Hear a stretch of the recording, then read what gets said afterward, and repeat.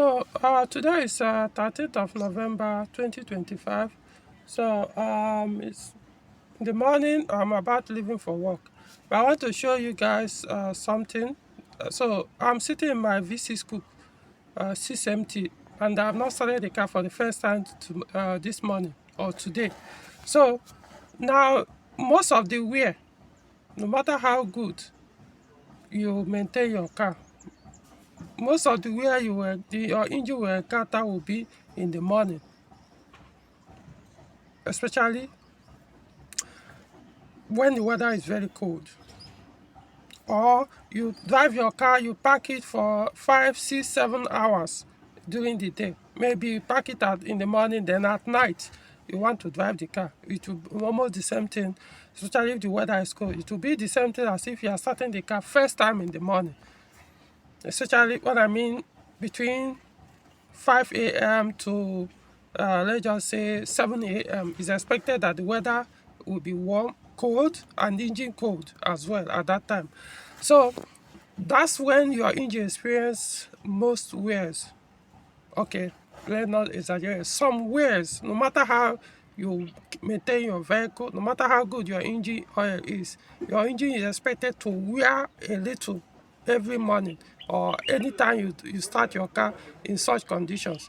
But you can minimize it, right? So by that, what I mean is, wait, starting, yes, it will wear, but if you don't pay attention, or if you don't apply wisdom, you increase the wear within the first few minutes of starting the vehicle and moving the car. So meaning when you start the car, what you're supposed to do is you start, don't accelerate, especially as far as EFI vehicles. What I mean EFI, I mean electronic fuel injection system, which is basically all petrol vehicles, modern vehicles. That's what they run on right now. But whether direct injection or multi-point injection means nothing. So when you start your vehicle in the morning, all things being equal, your engine cooling fan system is still factory connected. Your engine cooling system is still as factory. Your thermostat, all that, everything is still intact. You listen to your engine sound, or you look at your tachometer and then observe. It will get a point, the engine sound will come down. What I mean is, when you start your car for the first time, it will run on higher RPM for a while, less than a minute. But it all depends on the weather, how cold the engine is or weather is at that moment.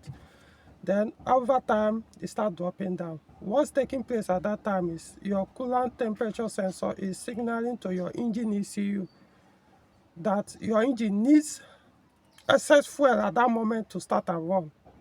It can't start and run with less fuel. You can't start and run when your temperature, let's assume you use the car for the day and your temperature was around 90 degrees Celsius and you want to start your car.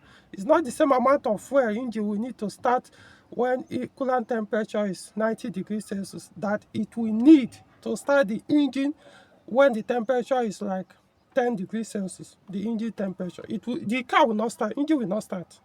So at that time, it needs excess fuel. So your car will consume more fuel than it should at that time. That's why your engine RPM will be high. So when that happens, once it starts, then your engine cooling cells will start warming up due to combustion taking place in the combustion chamber. So as it's warming up, whether call it water, coolant, whichever one you use, as it's warming up, then it's getting hotter. As it's getting hotter, the coolant temperature sensor, which I call CTS, will start to signal to the ECU, okay, your temperature of your engine is going up. Coolant, in this case, is going up gradually. Then to get a particular temperature, then your RPM will start dropping gradually until it drops to at least very close to normal RPM at engine idle. What I mean engine idle, when your engine is running, you start your vehicle, is running, it's not engaged on gear, you are not accelerating it, so it's idling at that time. So depending on your engine model, it could be between 640 RPM to about 850 RPM. I don't think there's any engine that is meant to run at 1000 RPM, all things being equal, at idle. So then once you get to that point, once it drops, maybe if your RPM is supposed to be like this engine is supposed to be 640 RPM. If the engine is already hot, it's supposed to be 640 RPM. So in that case, drive off.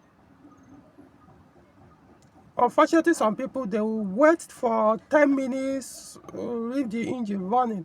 At that time, you are grinding your engine more. If you leave it running, you are grinding your engine more. Once your RPM start dropping, it could happen less than a minute. Drive off. Just engage the gear and start moving.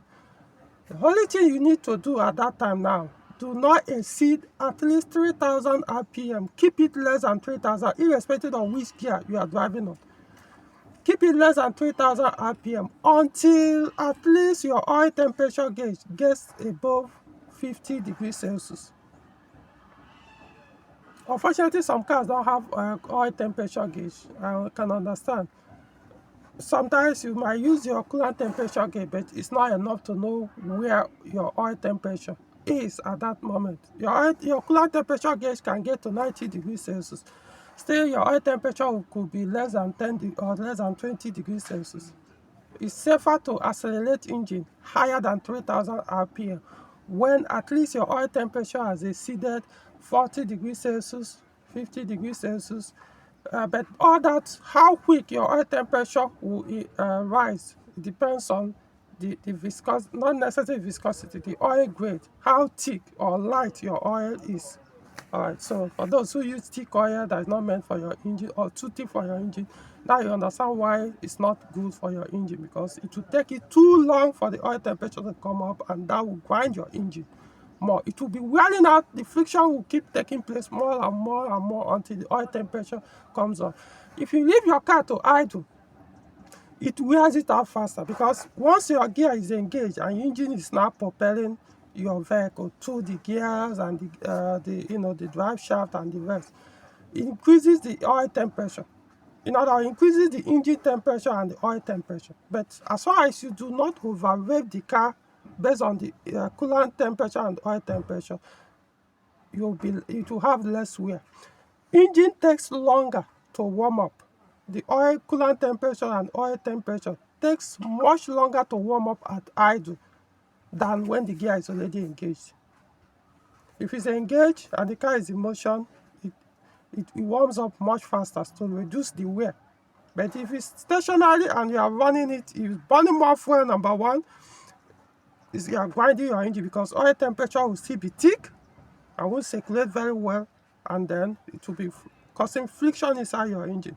So let me show you guys so that you know what it takes to. So I'm going to start this engine for the first time this morning. So pay attention. You hear the engine, the VVT solenoid or the VVT system is going to grind for a second or so. So it's expected for this engine. Then you listen to the sound of the engine until it drops down. Then I'll tell you it's time for me to drive. All right. So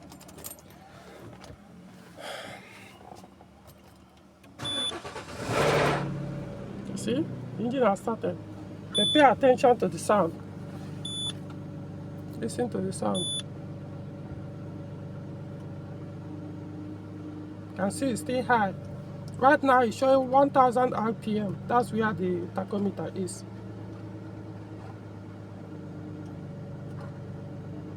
I could have used my dedicated camera for this so that you guys will be seeing the what's it called? But I'm using my phone right now, so I will see the tachometer.